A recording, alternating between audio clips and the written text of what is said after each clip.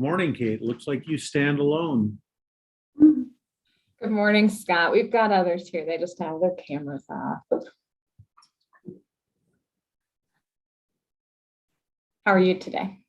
Good. Yourself? Doing good.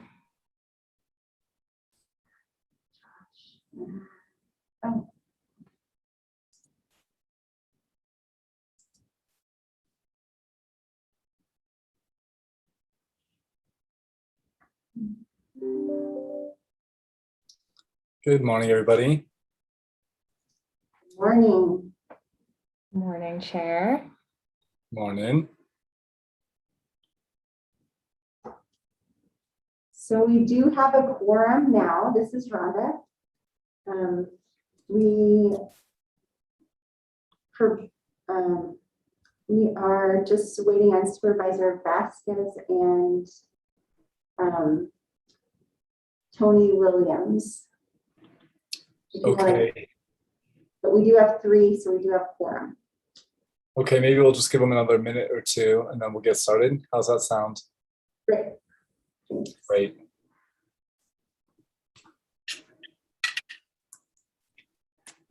And we have Supervisor Vasquez. Is with us? Yes, he's doing one. And Mr. Chair, as you know, but I'm not sure everyone in the room knows, Heather is at a conference on electric buses. We are very excited to hear what she brings back for us. So I'll be filling in for her today.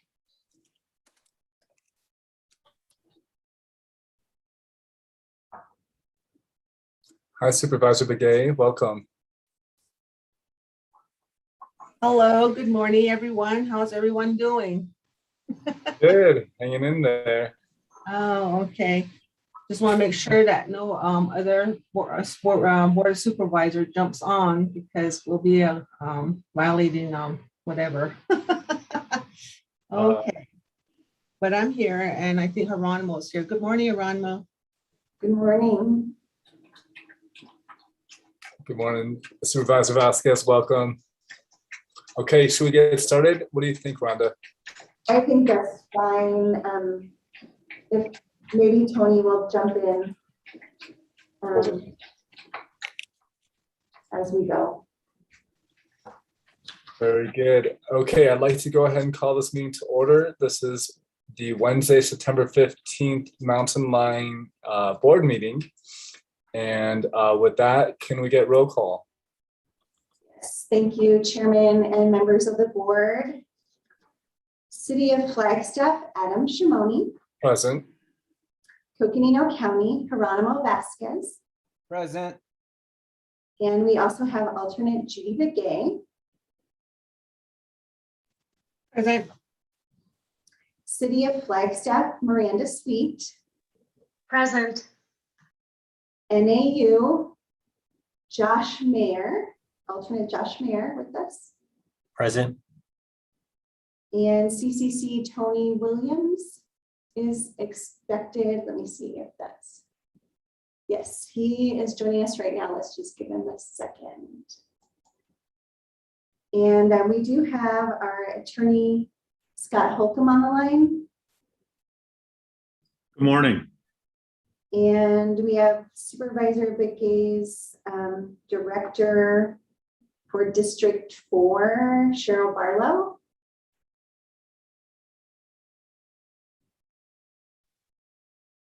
And we have Rick Tatter from the City of Flagstaff with us. Rick. Good morning, everyone. And just to confirm, we have CCC Tony Williams here with us now. Present. Great. Very Thank good. you. Thank you, Rhonda, and welcome everybody. I did forget to mention that the board may vote to go into executive session if we so choose to. With that, let's move on to the safety minute with Sam Short. Thank you, Mr. Chair, members of the board. The September safety minute is on fatigue in the workplace. Being tired on the job is a major problem in the United States, especially in recent months with the addition of a global pandemic. The pandemic has added more stress at home and in the workplace, which leads to higher rates of fatigue. Fatigue leaves workers performing at lower levels, and this exposes them to a higher chance of injury. During a recent survey, 29,000 workers were asked about workplace fatigue. 38% of those workers reported feeling tired at work within the last 2 weeks. It is important to prevent fatigue while on the job to keep yourself and those around you safe. Here are some practices to prevent or improve fatigue issues at work. Get plenty of rest. It is recommended to get a minimum of 7 hours sleep a night.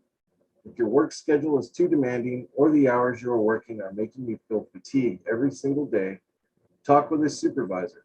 Sometimes responsibilities or schedules can be altered to improve productivity and safety in the workplace. It is important to understand the side effects of medication before using it at work. Talk with your doctor to make sure he or she understands your work responsibilities to ensure the medication will not interfere with your performance. Take care of your health. Addressing other health issues can greatly improve how you feel at home and at work. Eat a better diet. Food is to humans as gasoline is to a car. If you put dirty gasoline in your car, it will not run well. The same goes for your body. You are the most important safeguard in protecting yourself and others while at work. By using some of the above practices, you can help to prevent fatigue while on the job and keep yourself and those around you safe. Thank you and welcome to the September board meeting. Nice. Thank you, Sam. That was perfect. And I definitely needed to hear that. Sam, what happens if you're getting enough sleep and eating well, but you still feel fatigued? Check with your doctor. That's what my mom would say. Yeah, I need to do that. Anyways, thank you. Thank you. Very important reminder. Great. That brings us down to agenda item number 4 on our list, which is approval of our 8/18/2021 minutes. Supervisors or board members, if there's any comments you have to those minutes, please speak up now. Otherwise, I would love to entertain a motion.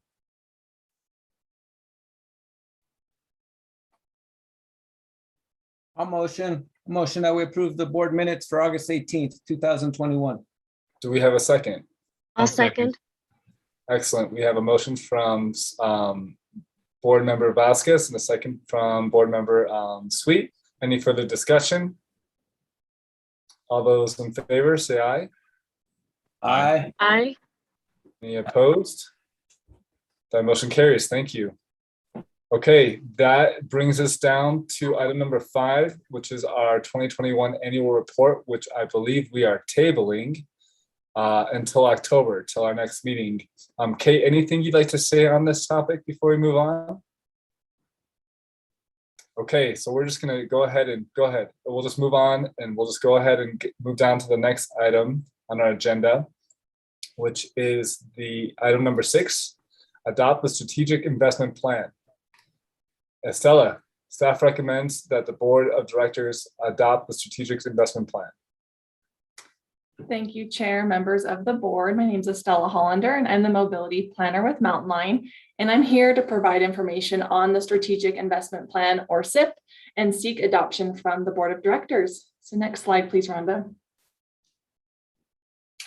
And so the purpose of this plan was to develop strategies to optimize and maintain fixed route on-time performance, and to plan long-term for the implementation of those strategies in the capital and financial planning. This is not a traditional or consolidated plan, but was various tasks and items that we wanted the consultant to help Mountain Line with. And so there are 4 main components.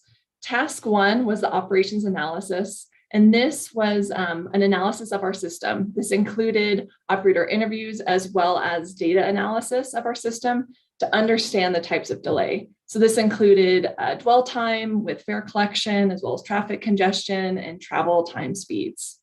And so task 2 built upon this analysis from task 1 and developed recommendations and strategies to improve the reliability in our system. And then task 3 developed a 10-year capital improvement plan and an annual internal process to tie with the capital and financial pieces together. And then task 4 reviewed our financial planning process and provided some recommendations, also developed some funding suggestions for capital improvements. So next slide, please. So for some task 1 findings, this was the operations analysis. Overall, our on-time performance is good. It averaged 91%. However, Route 14, it has the lowest on-time performance in our system at 79%. And this route is in most need of priority investment as well as schedule adjustments. There were some other routes that had some issues, which was Route 7 and 10. And so these routes are also a priority for either adjustments or some transit priority investments as well. Some of the delay with fare collection, or we had some delay with fare collection, especially with the paper fare media. So this is our day passes. They're on a thermal receipt like paper, and it can be difficult to scan, which causes delay when boarding. And as well as Milton, Butler, and Route 66, these are really corridors where we have the most traffic, as well as kind of the bottlenecks where we're seeing some of our delays in our system. And so these are corridors for high priority targets and for transit supportive investments in our system. Next slide, please, Rhonda. And so for the recommendations, the intent of this map is not to see all the improvements of detail. It's really to show high level the locations of where some of the transit priority investments are located. And so some of these priority measures include 18 locations for transit signal priority, or TSP, 6 locations for queue jump, and additional striping on one of the Route 10 stops on McConnell and Pine Knoll bus stop, as well as some bus stop relocations. And so the plan recommended prioritizing some of these investments along the Milton Road as well as Butler Avenue. But all of these recommendations that are in the plan really would require coordination with the road owner. So whether that be ADOT or the city in order to implement these. And these recommendations are not in the current budget or funded, but really these suggestions for provide improvements or roadmap, which can be vetted through the capital and financial planning processes. So these can also be carried forward into other planning efforts like the regional transportation plan or other corridor studies. And so it's also worth noting that these capital improvements are to maintain reliability in our system and not to increase frequency. So this plan also outlined minor route adjustments as well as timing changes, which could increase frequency on some of the routes. And these recommendations will be further vetted in the Flagstaff in Motion, the 5 plan that Busy Collins is working on. Next slide, please. And so there were some additional deliverables. One is the capital improvement plan, which outlined a new capital, how new capital projects get into this capital improvement plan and how they are prioritized. This is a new internal process for Mountain Line, as well as a capital project form, which can kind of help tie this CIP into the financial planning process, as well as a prioritizing matrix of how we're kind of ranking capital projects in our system. And then for financial planning, help develop a new increment request form, which can help with the budgeting and financial planning process. And this ties to our strategic goals, which is also new for Mountain Line, as well as the plan helped identify some creative funding mechanisms, as well as some potential new funding sources to fund capital items. However, to implement any of these would really require coordination with the city of Flagstaff, as well as even on the state level. And some of these recommendations are also kind of getting further vetted in the Flagstaff in Motion plan. Next slide, please. And so for next steps, we are beginning the annual capital improvement plan process, this internal process.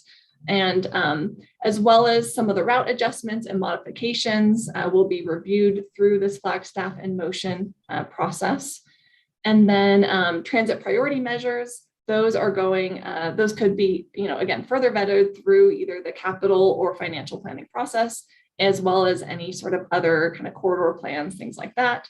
And then we are also starting this new increment form for the budget process. So a lot of just really more internal process changes that this plan is bringing forth. Next slide, please. And so that is the end of my presentation. And again, we are seeking action from the board today for the board of directors to adopt the strategic investment plan. And I'm available for any questions.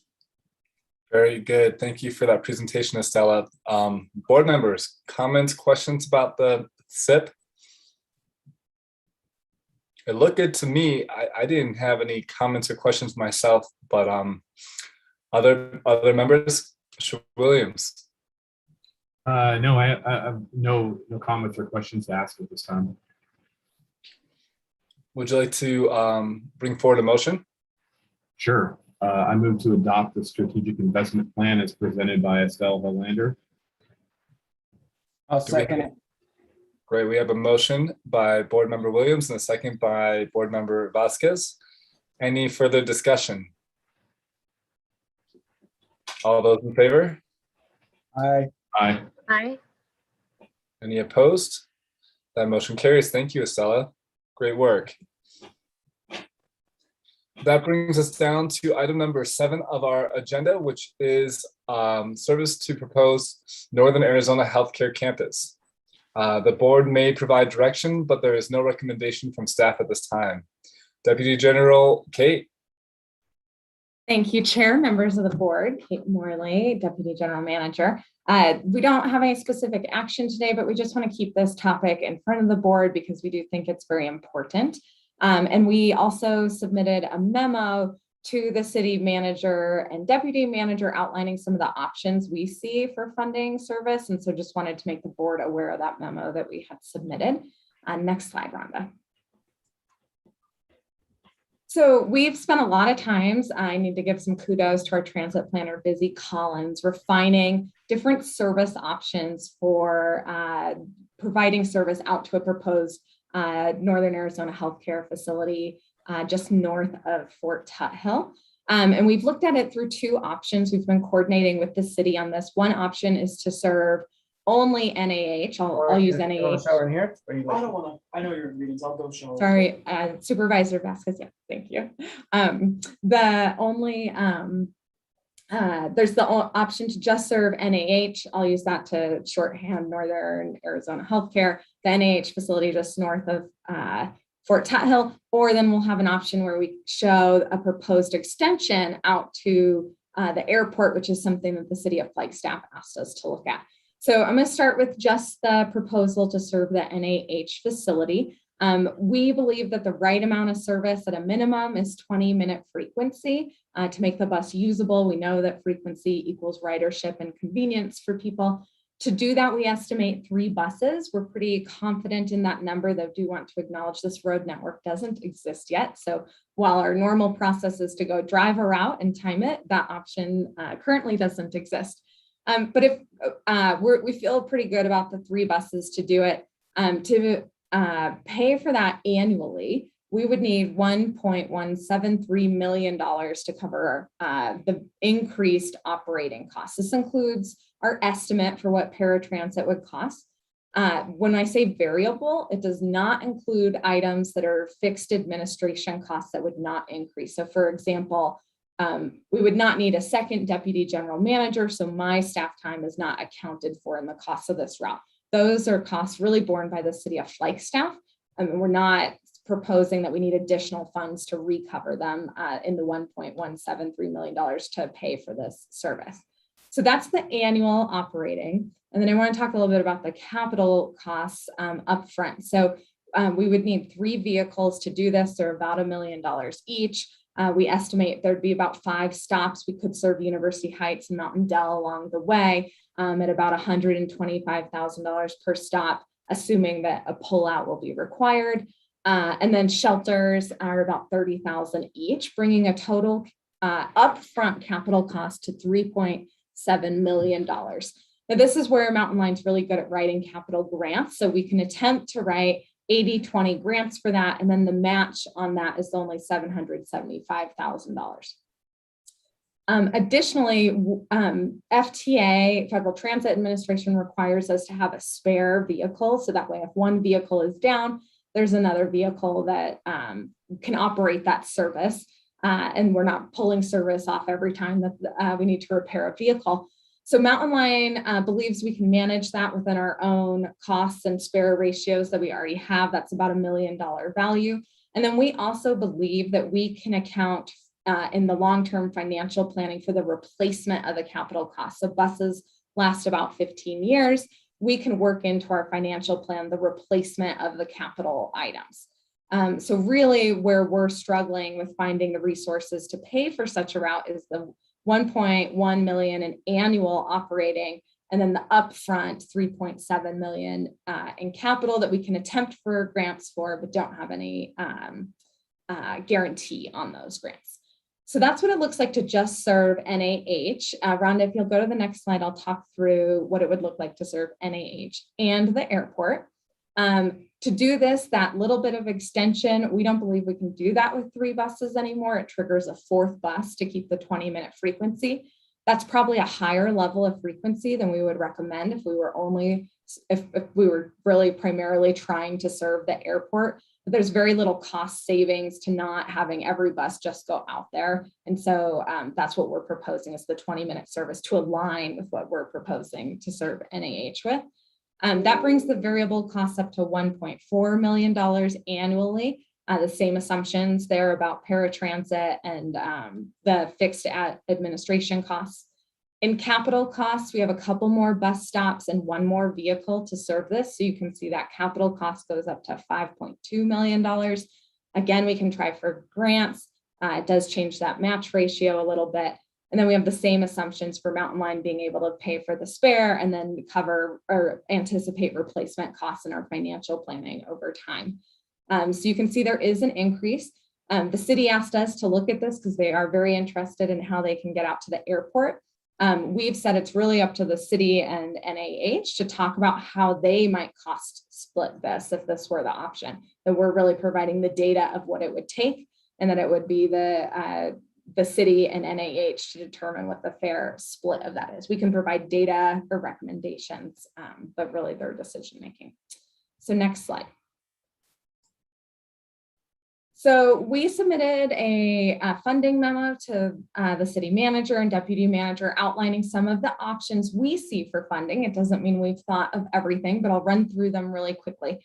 So one, through the zoning approval process, the city could require NAH to provide payment directly to the city to fund transit services to the new site. That would obviously be something determined by the city council, whether or not they wanted to do that. It's pretty in line with how the current transit tax funds us. It's the city collecting the tax and then Mountain Line's providing the service through that. So this is aligned with that the city would collect the funds and then use them to pay Mountain Line for the service. An alternative recommendation and something that NAH is interested in is something like a special taxing district or a transit utility fee or some way to spread the costs out beyond NAH to a geographic area that would be served by the route. They obviously like that because if there are other uses out there, a hotel, conference centers, those other uses are on the hook essentially for paying the bill in addition to NAH. It's not just them paying. We put it as an alternative recommendation to Mountain Line. It doesn't really matter 1 or 2. I would say 2 is more complicated for the city. There's a lot to figure out around a special taxing district, how much to set that up, what does it look like over time, just a more complicated structure, but no difference to Mountain Line. 3, the city could use general fund revenues to provide the service. Mountain Line doesn't love this as a solution because we worry about the ability to ensure that service is funded over time. We really want to make sure when we put service out on the streets that we're not taking it back. And so the general fund idea, it just makes us a little bit nervous that it wouldn't be as sustainable as we want it to be, or that there wouldn't be the guarantee we want. Number 4 is that the city could request that Mountain Line consider reallocating existing transit services to serve NAH. And so the idea there is the IGA between the city and Mountain Line gives Mountain Line the authority to plan the system. So it would be the city council asking us to consider pulling service from other routes to prioritize serving NAH, but ultimately the Mountain Line Board would have the decision to do that or not. We've looked a lot at this and we're not recommending it because we just don't have a large enough system where it's easy to pull a bus from somewhere without a big impact. Route 10 is very busy. Those buses are full. So that's our highest frequency, but not recommended because we feel we would leave people behind.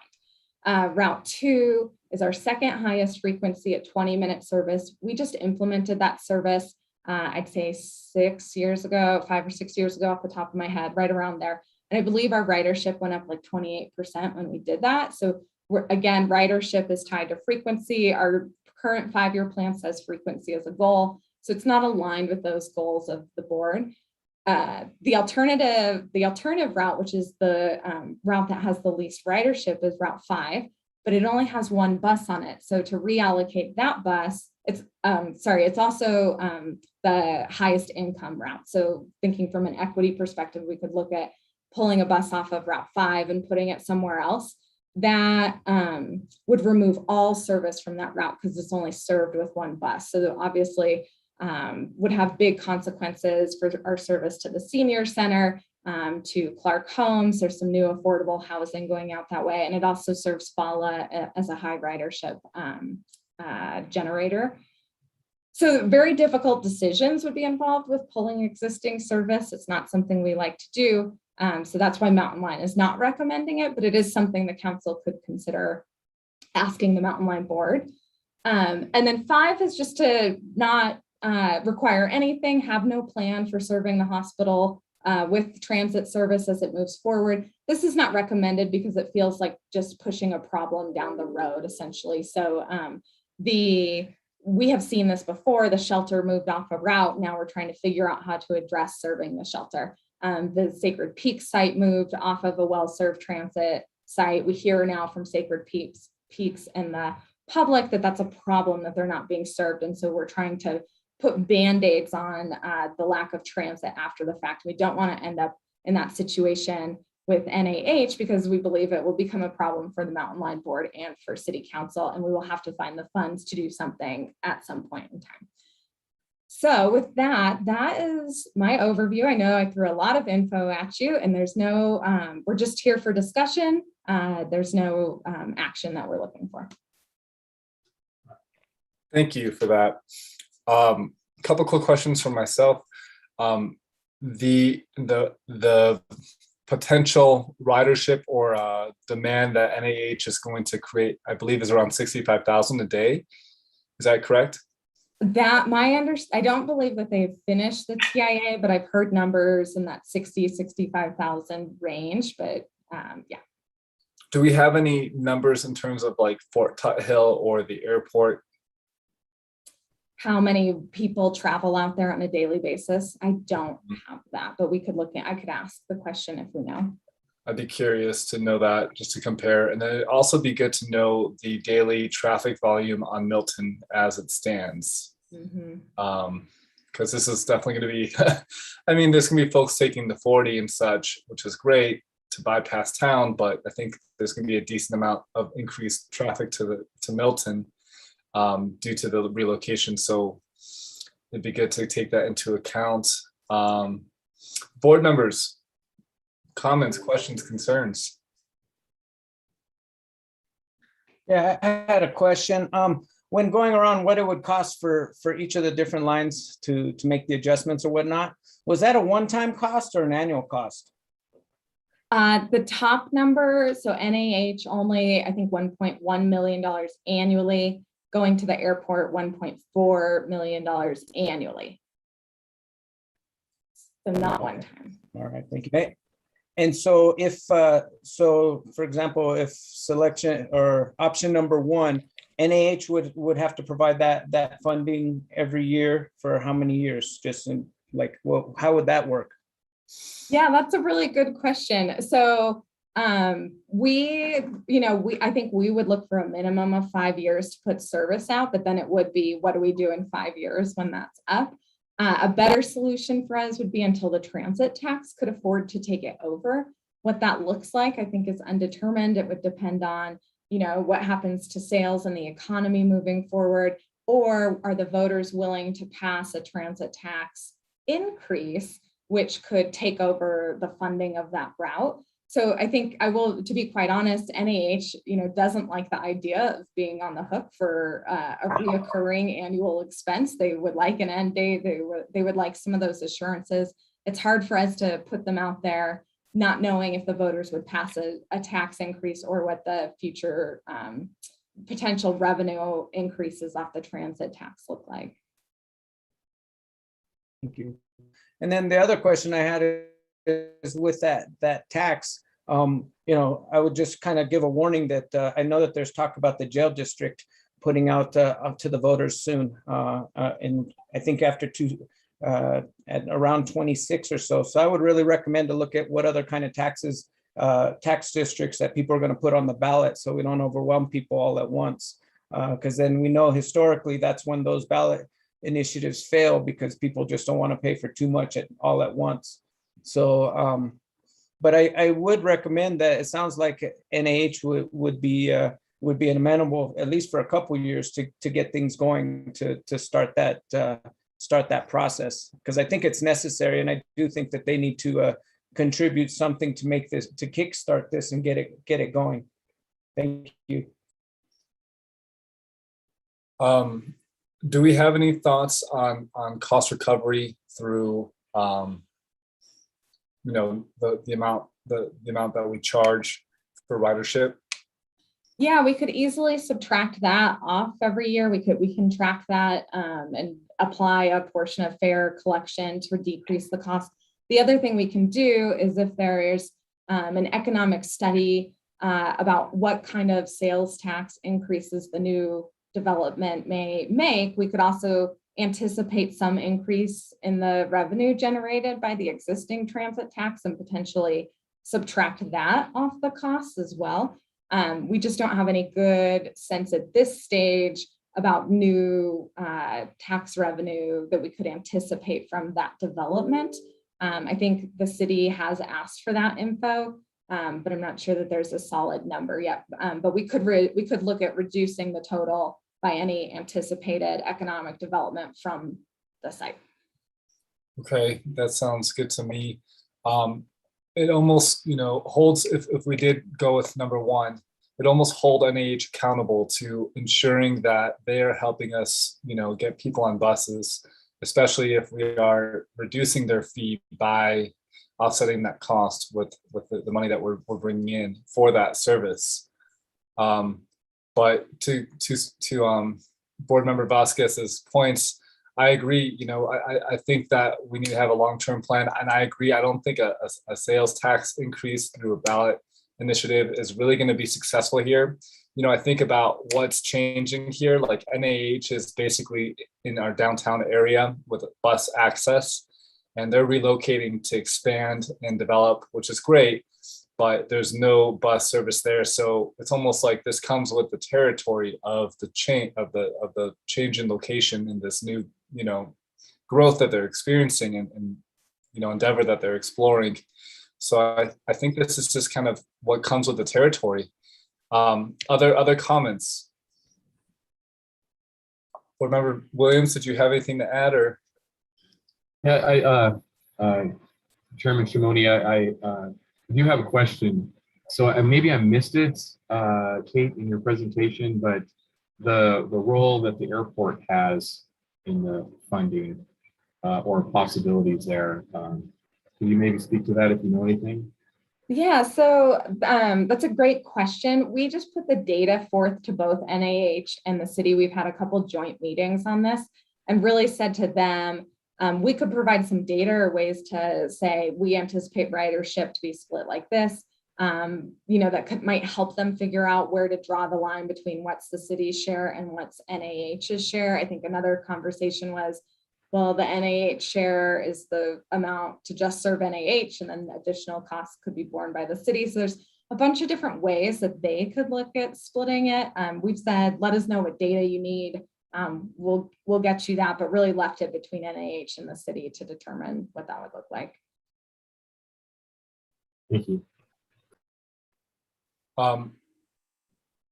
Board Member Mayor or Sweet, do either of you have any comments or questions to raise at this point? None for me, thank you.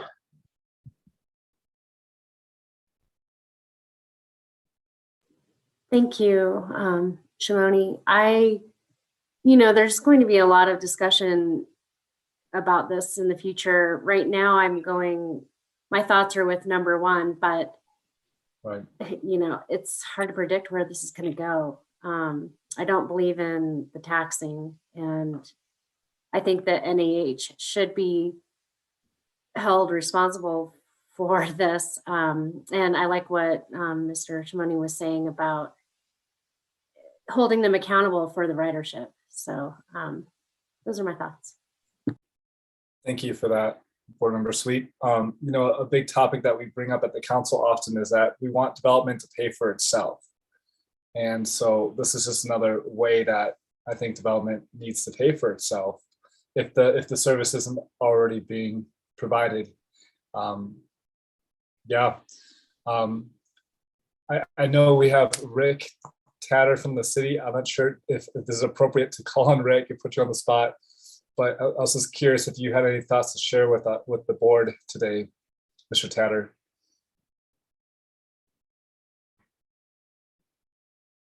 Good morning. I wasn't anticipating talking on this topic today, just kind of listening in, but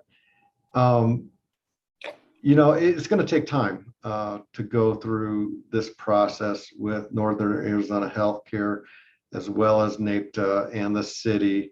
We're in the early phases of gathering information on what this looks like.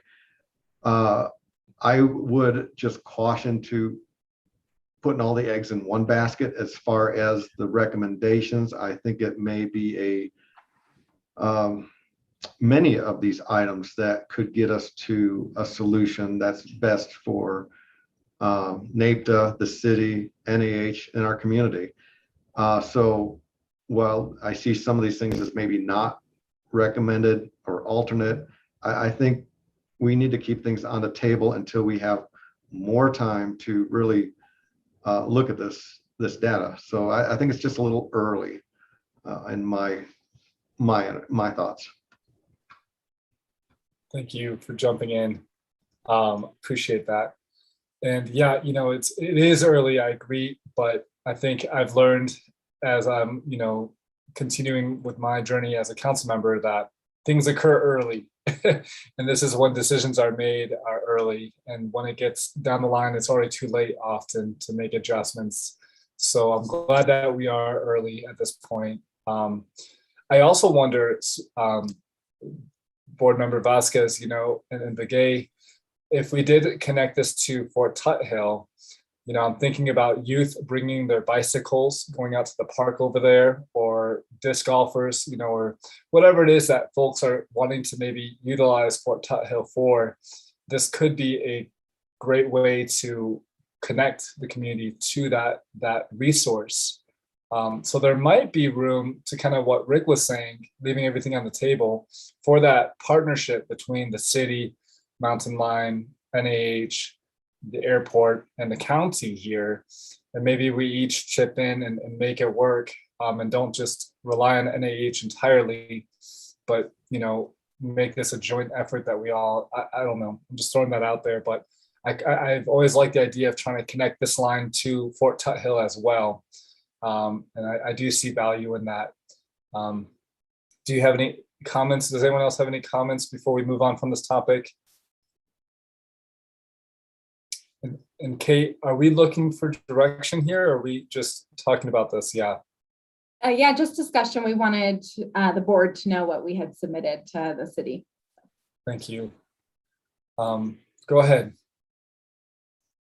Sure. I was just going to say, part of the county, I would definitely be open to conversation to see how something like that could take place. And valuable service, and it's an investment in the future of Flagstaff, because this is really going to change the character of Metro Flagstaff with this adjustment. And the bus line needs to be there as a key component of this to be able to serve such a large population of our community that's going to depend on a bus line to get there. So, but yes, as far as myself from the county, I would be open to more discussion. Great, thank you for that. Just try to leave everything out available on the table in terms of options and what the vision might be to try to pull in partners to make this easier for NAH and not make this so much of a battle. Deputy General Manager Kate, can you maybe speak really quickly to the TIA process in regards to TDM, transportation management? Remind me. Yeah, TDM, transportation demand management. I will do my best. So I'm going to start by acknowledging that I am not a traffic impact analysis expert in any way, shape, or form, but I'll try to tell you what I know at a high level. So a traffic impact analysis is the city's tool for determining what the impacts of new development will be on traffic, and therefore what asks or mitigations they're going to require of a development to mitigate the impacts of that development.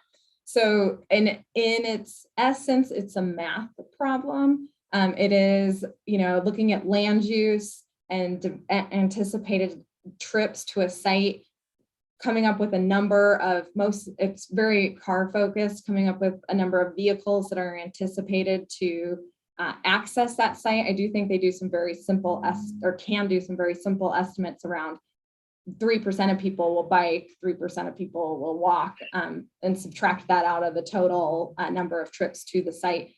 Then let's say, with the hospital, let's say there's 50,000 trips. Then they look at the capacity of the road network to handle those trips to the site and ask for additional lanes or signals or right turn lanes. It is a process that historically with the city of Flagstaff has not anticipated transit trips. We have had some good discussions with Jeff Bowman, who's trying to help us figure this out. They're in the process of scoping the TIA with NAH right now, and he is including that he wants the scope of the traffic impact analysis to assess transit trips.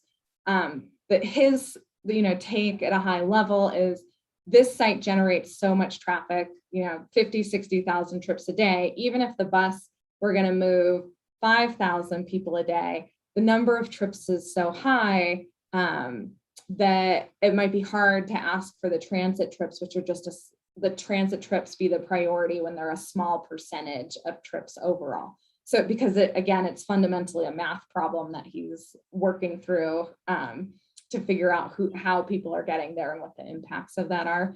So it's very high level. I will say that they're exploring it with us. They're trying to figure this out. It is a new process.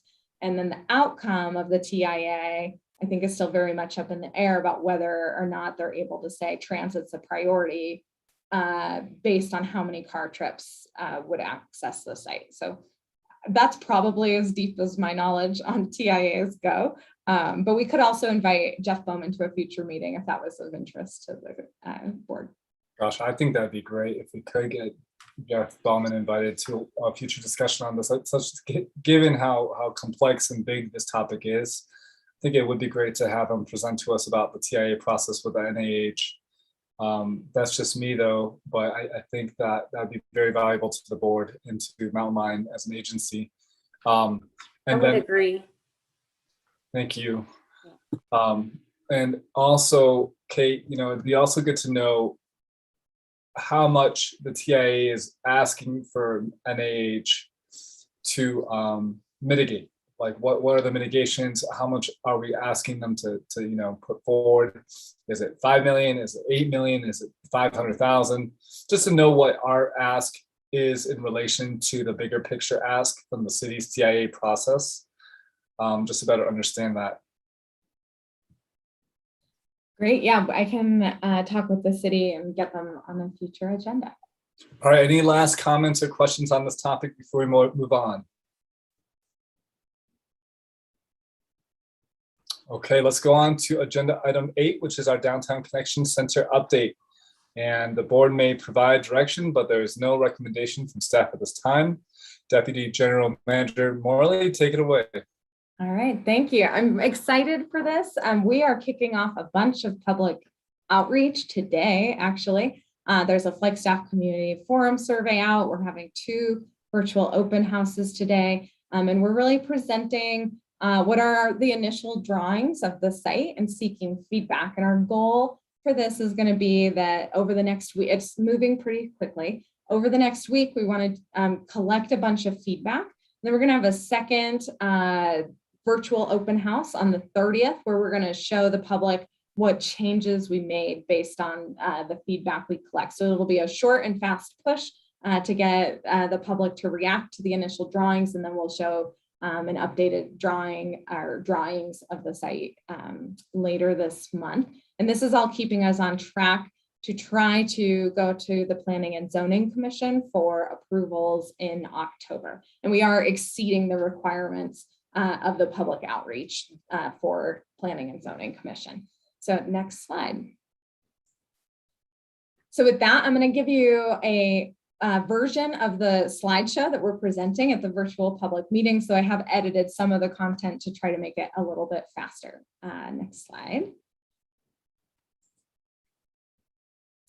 So first of all, I want to talk about the phasing of this project. This is looking at basically a master plan for the redevelopment of the Phoenix Avenue parcel from Milton all the way to Beaver Street. And it will happen in phases over time, largely due to the Rio de Flag project still being the city's #1 priority project and trying to coordinate with the Army Corps of Engineers. So what you see on the left is the green box where the proposed new administration building goes. That is out of the way of the Army Corps' project. And so we just want to proceed with that as quickly as we can. The pink box then gets into the area where the Army Corps is involved. And so that we're calling phase 2. There may end up being multiple phases within that. We'd like to deliver as quickly as we can, depending on how we can coordinate with the Army Corps through the delivery of both projects. The purple box that is a dashed line that you see over the pink box, that is a future parking structure that is not a mountain line project. It would be a city project. And it is designed around a bunch of constraints on the property, mostly the easements of the Rio de Flag. That's why it's not covering the whole bus bays area. We would be open to that, but it's the Rio de Flag project that limits the size of that parking structure. And that's would essentially be phase 3. And again, not a mountain line responsibility to deliver, but we are through the design of the project, ensuring the possibility of the parking garage. So where footers for that garage would go, some high level pieces to make sure we're not excluding the option for a parking garage. Next slide. So this is hot off the presses. This is our concept plan of what that would look like. You can see the DCC building again over by Milton Road. There's the bus plaza, which is essentially a nice civic entryway into the building and a waiting area for passengers. It's not on the platforms themselves.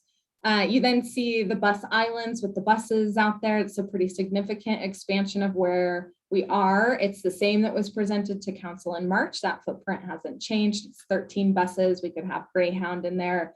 We've got some capacity for tour buses, et cetera, but we also have capacity for mountain line growth over time. Moving to the east, you see the civic space area. And then way on the eastern edge of the property is the existing parking lot that we're not proposing to change. Along the northern part of the property, you see a light gray parking area with an access across that Rio de Flag from Beaver Street, from that parking lot on Beaver Street. And we're continuing to work through and refine the details of what that parking lot would look like with the city of Flagstaff based on code, et cetera. We're trying to really maximize the available parking there. So the city's working on waiving some standard requirements around landscaping and parking areas, et cetera, to allow us to maximize that space. And then again, you can see that dashed outline for the future parking structure and how that would fit over the top of some of this. I will point out it is over the top of the civic space, but by that point, it's actually a second story. So there's opportunity to kind of have a covered civic space area underneath a parking garage. And there's some examples of that. Next slide. So in our public outreach, we'll also talk about previous public outreach we've done. This is not the first time we've been out. We did a Flagstaff Community Forum survey a little over a year ago and took in a lot of broad comments. And so we've incorporated a lot of that into the design of the of everything you're seeing in front of you. Next slide. We worked hard with our stakeholders committee to come up with what we wanted the feel of this building to be, and people have been very excited about it. That stakeholders committee involves the Downtown Business Alliance, the Chamber, La Plaza Vieja, the South Side community, and some writers, as well as some city staff and Mountain Line staff. And they really love the feel of the images that are in front of you. I think that our board has seen these images before, the warm wood tones, that kind of roof structure with all the wood underneath the roof. So these are the inspirational slides for where we have gotten to. Next slide. And this is the concept thus far. And as I said, this is the first real renderings we've had of a facade of the building. So we're seeking input on the design and how we're doing. You can see the roof has that wood. It's hard to see in these images, but it is that big wood, warm colored under, I'm not an architect clearly, the underneath side of the roof there, the big glass facade, good views out to the bus bays have been a key component for us. And this is the main entrance. It is on the bus bay side because that's who we're trying to serve.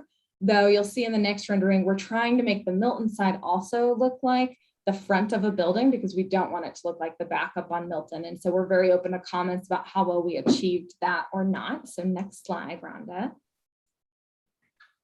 So this is the Milton and Phoenix view, kind of looking north, northeast, that would be, as if you were driving northbound on Milton and looking at the building. This doesn't have any landscaping in it, so there'd be some things, I think, to soften it up. It is the back of a building, but what you're looking at there in that main corner are the community rooms associated with the building. So we're very open to input on, did we achieve that? Does it look too much like the back of a building? How do the colors look, etc. Next slide.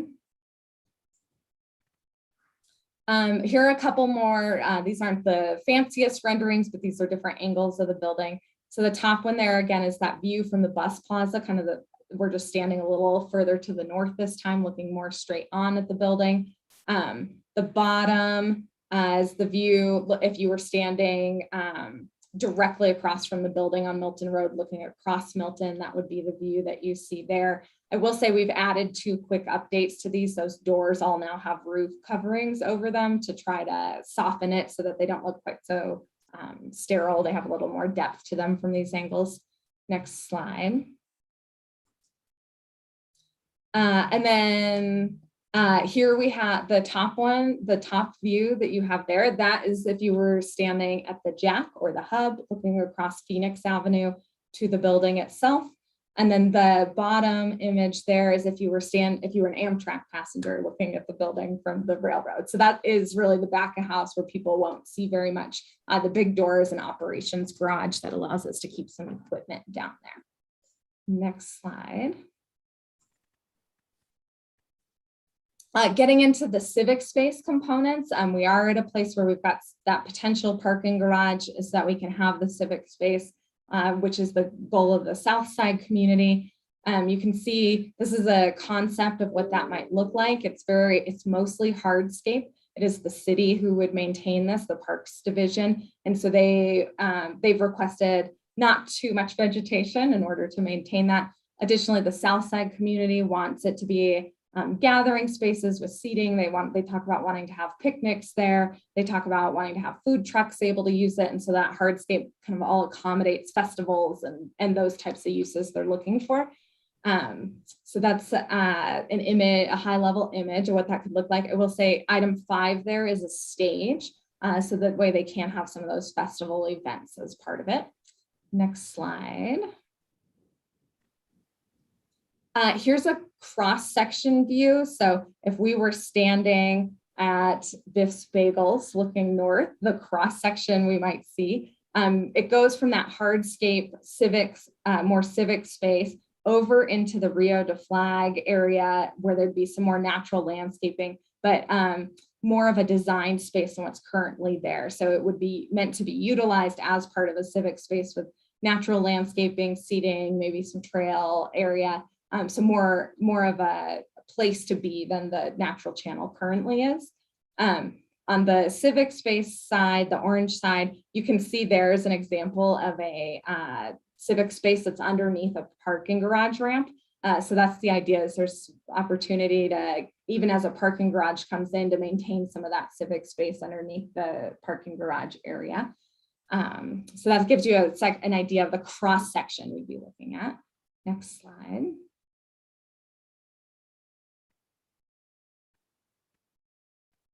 And then here's a rendering of what that might look like in the 3D element. Again, you can see that hardscape area transitioning over to the natural scape area, but with seating, etc.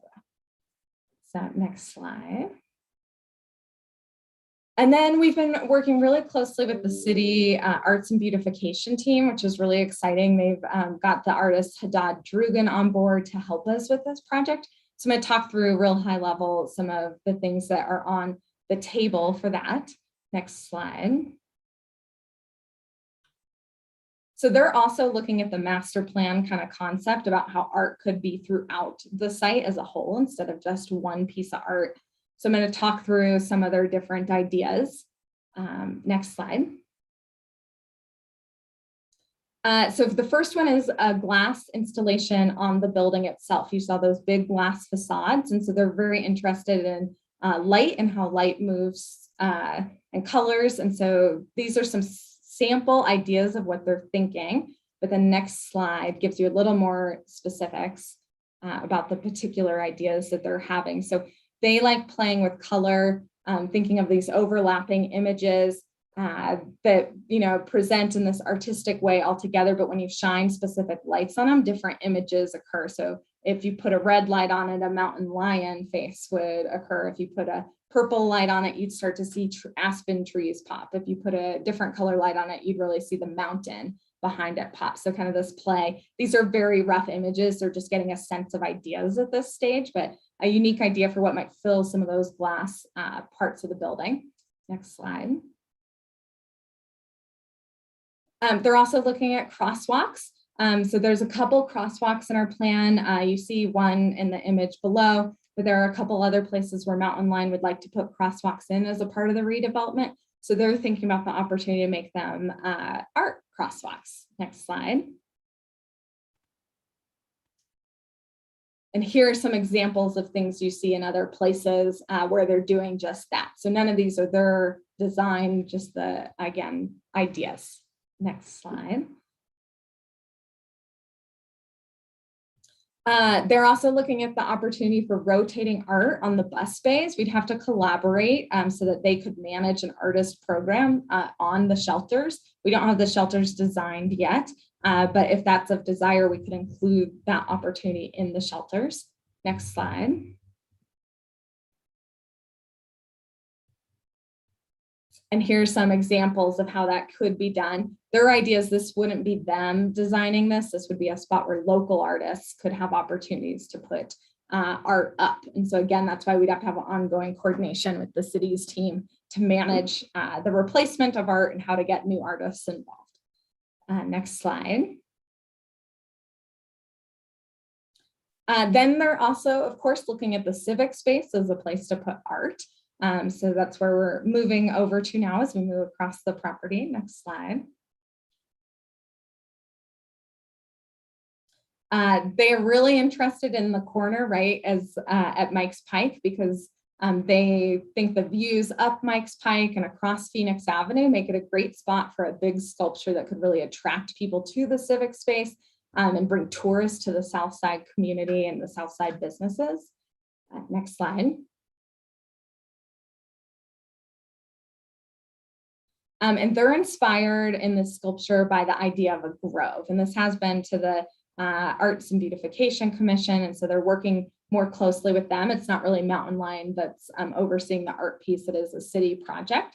But based on the idea of a grove, they have some very rough hand sketches on the next slide, Rhonda. And this idea of a community table surrounded by trees. They really like the idea. The South Side community really wanted the history of the sawmill and lumber mill represented. The artist team really likes the idea that tree rings tell history, and that in tree rings they could in the design, they could be telling the history of the South Side. Next slide. They also like the idea of benches coming out of the grove that look like pieces of wood and maybe move into a community seating table. Next slide. Again, this is getting to that tree ring history. They're trying to think through ways to tell the story of the South Side represented in the wood or marble versions of wood that they would design the art out of. Next slide. And that's all the exciting stuff I have. Beyond that, as I said, we're moving forward in phases. We really want to get our conditional use permit approved in October or November. That sets us up for getting our NEPA approved by FTA in December, January. We'd then be looking to move very quickly into an IGA with the City of Flagstaff for the use of the property. So that way we could begin construction on phase 1, the building and the bus plaza area immediately, essentially. And we'd love to break ground next summer. So that is our goal. It is an aggressive schedule. I will acknowledge that. But we're excited to hear what the public has to say over the next week and then make some changes based on what we hear. And I'm open to hearing all your feedback. That is awesome. Great presentation, great graphics, very exciting stuff. Board members, comments, questions, concerns? I can go. Please.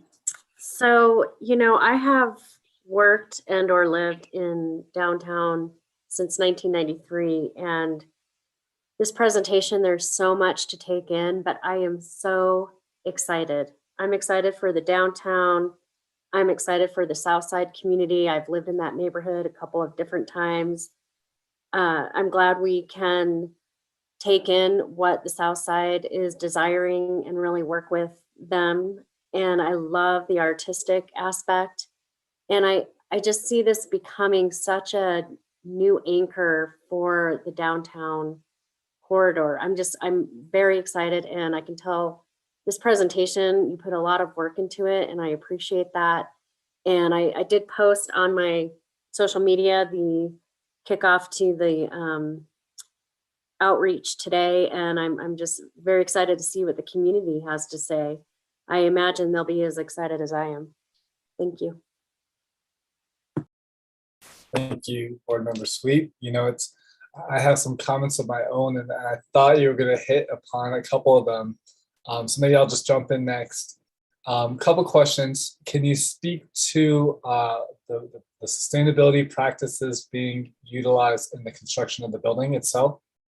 Yeah, so we are committed to building to LEED Silver standards. We are not going to seek LEED standard certification or LEED certification because it's quite pricey, but we are going to get certified through the County Sustainable Building Program. Our architect says he's never built anything less than LEED Silver or Gold, so that makes us feel very confident. So he is thinking about the way the solar is coming into the building and the way the roof overhangs are, helping in the winter and keeping us cool in the summertime. So it's definitely a focus. Things that aren't being shown yet are the landscaping, the bike lockers. We'll obviously have things like water bottle fillers involved. So I will admit, if we move to electric buses, we will probably still be the largest energy user in the city. Solely for the bus use, but we'll do everything we can to try to keep that as low as possible. That's great. And in terms of efficiency, so with the passive solar and thermal mass, we are taking into account building efficiency and whatnot. Solar panels? It is, yes. So that's all incorporated. We have not gotten to a place where I have a solid budget yet. It is in the plan to put solar panels on. If for some reason our existing budget doesn't allow for that, we will be seeking other grant opportunities or ways to get those solar panels on the top. Very good. And then the last comment I had in regards to the public art component, I love all the different things you're working on. The only thing I would add in addition is sometimes you'll see those art, what's the word I'm looking for? Designs or just efforts where they're very empowering and engaging of the public. And so I know that might take more maintenance or upkeep, but if there was a way to, give members of the public, whether they're there to engage with the DCC as a means of transportation, or just, people in the neighborhood walking by, an opportunity to engage in an artistic manner, I love that. I think that'd be super cool. So maybe consider exploring that. But those were my comments. Other board members, any other comments on this, on the DCC update? I have Go ahead, board member Mayor. thank you. So Kate, I applaud Mountain Lions outreach to date in the South Side. I think that's important work. And I know, my question has to do with the parking structure, which I understand is a later phase. Has there been any concern voiced to date about the parking structure in terms of how it might overshadow some of that civic space and how it's incorporated into the design of the office space itself? Yeah, the landscape design team is very aware of the potential parking garage items. So they're thinking about that as they're designing what would go underneath it. And I think the Foots Trail actually would go under a corner of it as well. So they're thinking through all that. I do think it would be very important as the city were to move forward with that project to ensure that the facade of the parking garage worked with it. It's pretty far away from the building itself. Again, it's kind of pushed north of the Rio de Flag easements that sweep through in a big U of the property. That's what they're avoiding. And our design team also with the bus platforms is thinking about how the shelter or canopy over the platform might have to be changed in the future or moved to accommodate that parking garage to be built over it. But the bottom, the ramp, you have to ramp up into that parking garage pretty much right away as soon as you leave the existing parking lot. So there's really not much happening on the ground floor in the initial, this is again, all theory, right? Or what I'm hearing from the civil engineers. So it really is a second story parking garage. And so it's just thinking about making sure that pieces could move to allow that. And then that as that parking garage comes in the future, that roof of the parking garage is nice and has good lighting. So those are all under consideration. So we feel confident it can work pretty well. Thank you. Great question. Thank you for that. Yes, board member Williams. Yeah, I would like to echo Chairman Shimoni's and board member Sweet's comments earlier, and just add that what I really like about this project, and Kate, I could see you glow when you were talking about various slides that you shared, is just the sense of community that this project creates. And it's not just about the transit system. It's really about the identity and the sense of place and purpose that so many people in Flagstaff cherish. And I just want to compliment you and others that have worked on this, the approach that you've taken to incorporate the community aspect into the process. I think it looks really good, and it'll be really neat to see it come to fruition, like actually see the fruits of all that labor. So well done. Thank you for that. Any other comments from board members? Board member Vasquez. Sure, I just wanted to say thank you to the team for a good presentation and a good project. It's looking encouraging. I really like the idea of the public art spaces and the use of the park space in a new and inventive way. That's really cool, and I look forward to participating there. And I also just wanted to mention that I've heard from constituents about excitement about the building being used as a multi-purpose space for community room, for meetings and whatnot. And the idea of having that space for the community there is very exciting. So I just wanted to say thank you for a great job and just say that I'm really impressed with the project. I did a tour of the bus service the other day, and we're in that transfer station looking at it, and I could see the vision. And now seeing the pictures after getting described, you know, it seems all the more real, and it's exciting stuff. I look forward to being there when we can actually use the new facility. So thank you. Thank you for that, Board Member Vasquez. Supervisor Begay, would you like to add a couple comments? Yes, I do. Wow. I had an opportunity to go and ride bus number 14, and I really enjoyed it. And at that time, we were given information regarding what they were looking at as far as what was being presented today. And from then on, I thought, wow, you know, that's something that we really need, you know, to really, you know, get our community in order. And we need to start building up too. So, but I think a lot of it, you know, was well planned out and, you know, step by step. And, you know, there was a vision and excitement was involved in it. And so I'm for any kind of improvement like that. So I just want to say thank you to whoever has worked on this, the staff and the board members that have had previous meetings regarding this. So I just want to say thank you to everyone that's involved. Thank you for that. Much appreciated. Yeah, this is very exciting, and it's really great to see this take steps and now be put out to the public. Very excited to hear about the public review when that comes back to us. How long is that going to be? Yeah, like I said, we're moving fast. So we are doing a week of more intensive public comment, I would say, and then we're going to go back, change the design, represent the new design on the 30th based on what we heard. And then we'll continue to take public comment at any point in time. You can email dcc@mountainline.az.gov. And all the way, I mean, P&Z will have a public comment period associated with it as well. Beyond that, we've agreed to take the P&Z all the way to council, regardless of the decision at P&Z. So there'll be an opportunity at council then. After that, we still have to sign an IGA. So there'll still be an opportunity for people to weigh in through the IGA. And these, again, are still concepts. Things will evolve and change over time, especially with like future phases as we are able to refine them in the future.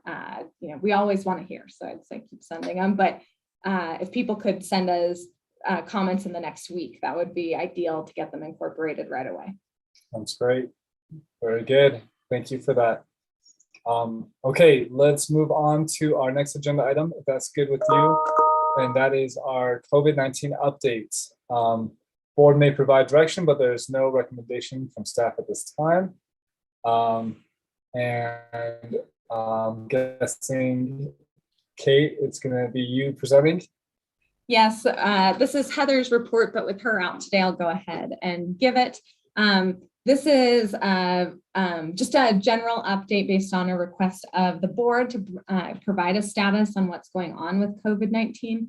We remain in the same phase with the vast majority of our restrictions in place. The masks are mandated by TSA until at least January at this stage. We have done a couple things to reopen a little bit. We've reopened our public restrooms. We've allowed staff to start sharing communal food. So if somebody wanted to bring in fruit or baked goods, they could do that, and people can choose to participate or not in their own discretion. We're not dictating that you can't do that anymore. But for the vast majority of things, we're still doing the same things we've been doing for the last 6 months. Nothing has changed around the office. I had the question of, is the vaccine mandate going to apply to us? We are just under the threshold in terms of number of staff to be at 100. I'll be curious to see as more information comes out about who's going to fall into that mandate, if they will require transit workers or under the TSA umbrella to become mandated. You know, I think we have, you know, feelings on both sides of that. We really want to keep people safe. We also are an agency that experiences the effects of the nationwide CDL driver shortage and are concerned about the loss of staff related to that. So it is a little bit of a mixed feeling if that were to apply, but we'll see what happens. At this stage, it doesn't appear to impact us, but as more details come out, it may because of our tie to Federal Transit Administration. With that, I'm happy to answer any questions. Thank you for that, Kate. In board, I asked that this agenda item be on here for us just to have a placeholder for us to discuss COVID-related things.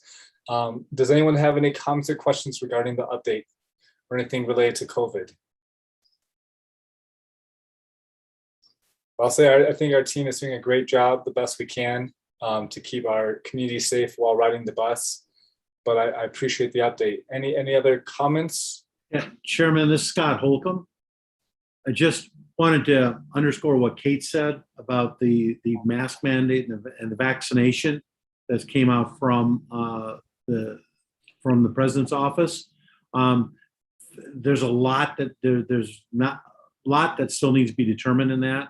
For example, the executive order dealing with federal contractors specifically excludes grants. So a lot of the funding that Mountain Line gets is through grants, but we won't know until those regulations are fully done. Same thing with while it's not an executive order, the president's office put out the plan that talks about employers of greater than 100 or greater than 100, but it also talks about private businesses, and it's doing it through OSHA requirements. So until those OSHA requirements comes out, there's really no clarity as to exactly who, particularly in government circles, is covered. And Kate, I think that's consistent with what you said as well. But so there's nothing really we can do to plan or for that until we start seeing what actually comes from those proclamations. Thank you. Thank you for that added note. Any other comments or questions? Okay, let's keep moving then. That brings us down to our progress reports, which we don't go into in detail. Kate, did you want to give an overview or any comments that you'd like to share? Yeah, I'd love to give some updates on the current events if there's nothing else before that. Anyone? Does anyone, maybe you can start with the current events, and if anyone else has anything else they'd like to point out, we could go back. If that's okay with you? Yeah, sounds good. So there's a full report in your package, but we have a lot of great things going on at Mountain Line like usual. I want to highlight a couple anniversaries.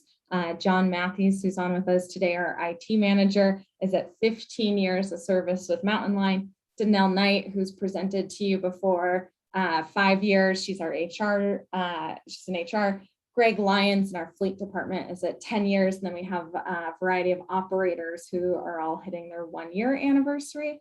I'd also love to report that Jeremiah McVickers, who I believe is on with us today, has been promoted to our facilities manager, our maintenance manager position. He was in facilities. He's now going to oversee the fleet and facilities departments. That's very exciting. That's a new position for us. So congratulations to him. We have a couple funding announcements to make that are very exciting. One, the county received a large grant to support social determinants of health work. And they have asked Mountain Line to distribute $100,000 worth of passes to individuals who need access to healthcare or other services related to the social determinants of health. And so we're excited to be working on finalizing that agreement with the county and then get passes out in people's hands. We're also very excited to announce that we heard back on our 5307, 5339 competitive application to ADOT, and we received $4.6 million for a CDL testing course in partnership with Northern Arizona University, in addition to $300,000 worth of support vehicles that will help us move snow out of the way faster in the winter, replace some aging vehicles for us. So we're very excited about all of those. There are more good things going on in your report, but I wanted to highlight just a few for you. That is so great. Thank you for those highlights. Do any board members have anything they'd like to speak to within the progress reports? And I'll just say thank you to our county members for their support with those points that you had brought up, Kate. That's really tremendous, and that's much appreciated by the board. I'll give you like 10 more seconds if anyone has anything they'd like to add. 3, 2, just kidding. Okay, we'll move on. Very good. I think we're basically at the end of our agenda. Now we're just talking about our schedule for our next meeting date and identifying agenda items. Kate, do you want to lead this discussion? Rhonda, I'll actually turn it to Rhonda to see if she has anything she wants to add. I don't think there's anything though in addition.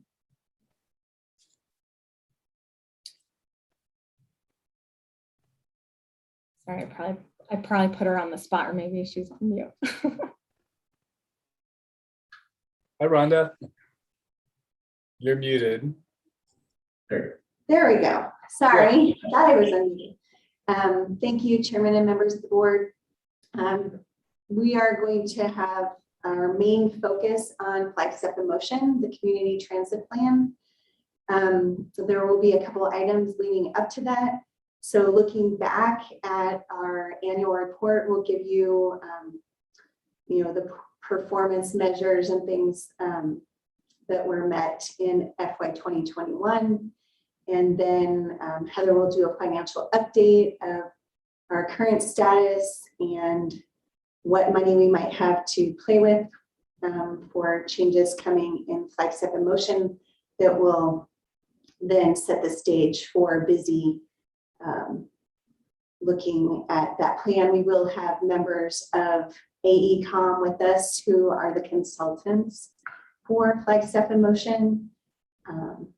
So hopefully it will be a really productive meeting. And just to point out that we do welcome all of our members, designees, and alternates of the board and TAC to join us for that board and TAC advance meeting. Thank you. And that board and TAC meeting, is that the next meeting that we're having? Yeah, there it is. 10:20. Very good. That sounds good to me, and that's gonna be done virtual. Correct. And we did just shift the timing from 9 to 2 to now 9 to noon, since it will be virtual to avoid meeting fatigue, hopefully. Hopefully. Yeah, that sounds good. Do you need any feedback from the board or any direction from us, or are you good? I think we're good. In terms of future agenda items, I did have a couple ideas, and obviously not for this upcoming meeting, but in the future. Just gonna throw this in the pipeline for us. It'd be great to have Jackie maybe talk to the board about video outreach plan for the year, and just an update on our outreach plans. Specifically, board members, what I'm thinking about is trying to have us create a really short video that explains how to best utilize our buses, our app, and just that education component around how to best make the bus line work for you, the individual, right? I think that a lot of times there's that barrier in people's minds and they just don't know what the first step is. So I'd love for us to work on that kind of an outreach video, but maybe just a general update from Jackie would be great. And I know Jackie's also been helping out with an effort I've been working with her on, which is in regards to empowering our downtown employers or employees to utilize our buses more and not just drive into downtown. You know, a big reason why we're building that parking garage is because so many people drive into downtown, and that drives me nuts. So I'm trying to help create that culture shift. So I'm wondering maybe at some point we can have Terry with the DBA help, be part of an agenda item regarding what we're doing to empower employers and employees to ride the bus. And maybe there's even more room for shared messaging in what the DBA puts out regarding their events, media. Maybe there can be a small, collaborative corner of the flyer that speaks to take bus 7 or whatever the bus line is. I should know this. That goes into downtown, just trying to figure out how we can start planting that seed and creating and empowering that culture shift that we're looking to see, instead of continuously building parking lots and whatnot. But those are my 2 ideas. Is that fair? Yeah, we will, sorry, Rhonda, go ahead. No, I was just gonna say, I have it in the notes, so we'll definitely add it to the list. And I'll just add one more. At some point in the next year window, it'd be great to have an update from NAU and CCC in regards to our efforts in partnership with either of those entities, and wherever it is that there's room to build, since some of our board members represent those agencies. I wonder what else we can do in that partnership and collaboration. Very good. I'll be quiet now. Any other board members have any agenda items that they'd like to throw out there for now? It's okay if not. Okay. So moving on. Did someone say something, or was that just an echo? I think it was just an echo. Okay. Moving on. I think that is it. So we are adjourned. Have a great day, everybody. And thank you all for your time and engagement today. Be well. Thank Bye, you. all.